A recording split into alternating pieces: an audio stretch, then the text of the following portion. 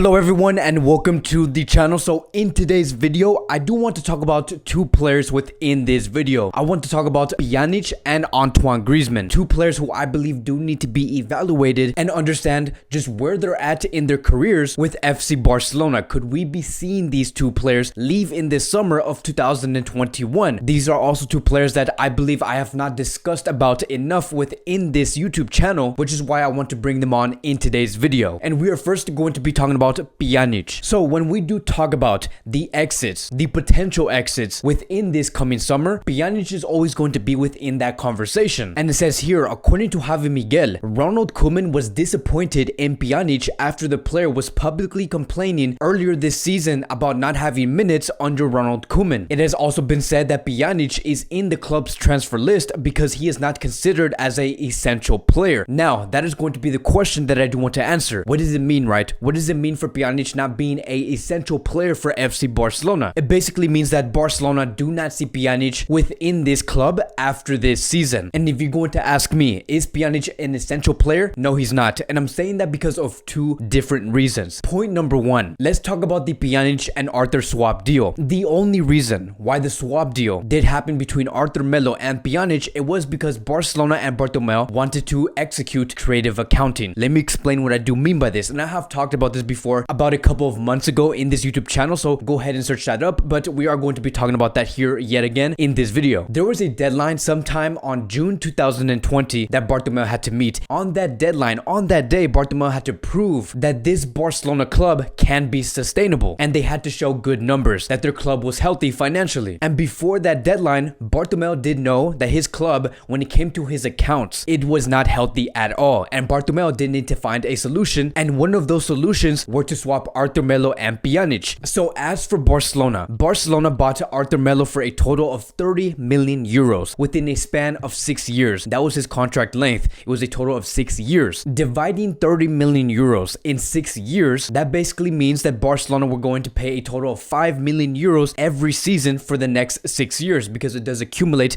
towards 30 million. Now stick with me here. Because Arthur Melo only spent 2 years with FC Barcelona, that meant that Barcelona only paid 10 million euros for Arthur being and wearing the Barcelona shirt, which basically meant that when you do take away 10 million euros from 30 million euros, now that Arthur Melo went to Juventus at that time, Barcelona, in terms of the accounts, they did not need to pay the remainder of the 20 million euros that was left from the 30 million. Again, when it comes to the accounts, from that perspective, Barcelona sold Arthur Melo towards Juventus for a total of 80 million euros. And so because Barcelona did not have to pay the remainder 20 million euros and sold Arthur Melo for 80 million euros, on the books, it did seem like Barcelona have profited a total of 60 million euros. Because of that number right there, that is the reason why Barcelona barely made it in order to submit on that deadline day that their accounts are healthy. That is it, right? That is the only reason why that swap deal even happened. It was because of financial reasons and by no sporting reasons whatsoever. Point number two, the intentions of what did happen between the Arthur Melo and the Pjanic swap deal, that has greatly reflected into this season, and especially towards Pjanic. If we look at the amount of minutes Pjanic has played only within La Liga, he has only played a total of 605 minutes with FC Barcelona. That is it, and has had a total of 6 starts. If you were to compare that with the top players that have gotten the most minutes with Barcelona, players like Messi, Marc-Andre ter Stegen, Pedri, Frenkie de Jong, they have all gotten a total of 2,000 minutes and plus. And if you were to compare that with the lower table, Pjanic has a total of 605 minutes. And then we also have two players who are right above Pjanic, who is Felipe Coutinho and Sergio Roberto. Coutinho has a total of 654 minutes and Sergio Roberto has 650 minutes. And let me tell you something. If you look at these three players that I have just mentioned, when it comes to the bottom of the table in terms of minutes, Pjanic is the only player out of these three players that did not experience a long-term injury. And the fact that Pjanic is still below Coutinho and Sergio Roberto in terms of minutes, Barcelona simply are just showing that they do not count on Pjanic regardless if he is fit or not. And I do think that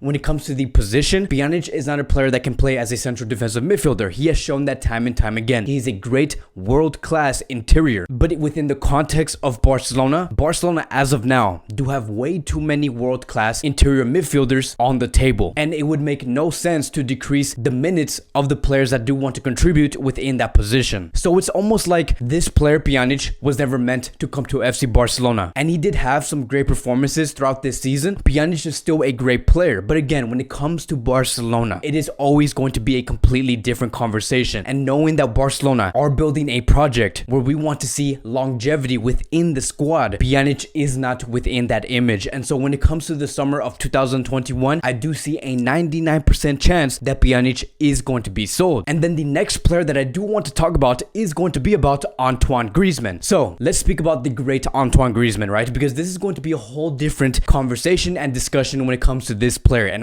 let me tell you right now, I am extremely happy with the type of player Antoine Griezmann has turned out to be. And I'm going to be explaining why. Antoine Griezmann in 2021 has contributed in a total of 8 assists and scored 9 goals in 21 games in 2021. He has been having one hell of a year, and I'm extremely proud to see Griezmann contributing in this way. Now, these are not stats that would be reflecting on a striker. These are stats that you would probably see in a left winger or in a right winger or maybe in a central attacking midfielder. But what makes these stats so special and what makes Griezmann so likable from the Barcelona fans as of now is because his contributions as an attacker is immense. Because if you were to look closely on when and where he provided those goals and assists, 5 of those goals and 6 of those assists that he has executed in 2021, they came from very decisive moments. Griezmann was always there to step up when Barcelona really needed a player to step up for them. And I'm so happy to see that. I am so happy to see Antoine Griezmann step up for FC Barcelona. I have always wanted, ever since he did sign for Barcelona, for him to step up and show that he can be the face of the game in these decisive moments. And then we do have a report coming from Catalan Radio, and it says here, and I quote, "Griezmann is currently comfortable at Barcelona and does not plan on leaving. He is very calm about his future, knowing that he still has a total of 3 years left within his contract. The club, however, does see him as one of the players who could leave in this coming summer." Now, this is a very tricky situation because now that Antoine Griezmann, and I have been questioning myself this exact same thing, now that Antoine Griezmann is performing very, very well at a high level, you and me can agree towards that. Because he has been doing so well, does that mean that Barcelona can finally have a chance to sell Antoine Griezmann in this summer for a high market fee? Or because Antoine Griezmann is now performing so well, is it now safe to say that Barcelona should keep Antoine Griezmann and continue with his contract? That is going to be something extremely complicated and complex for Laporta and the sporting directors. But here is what I have to say about this situation here, because to be honest, I don't know what's going to happen, but I would give Laporta some consideration to consider this thing that I'm about to say. Griezmann in this summer is going to be entering the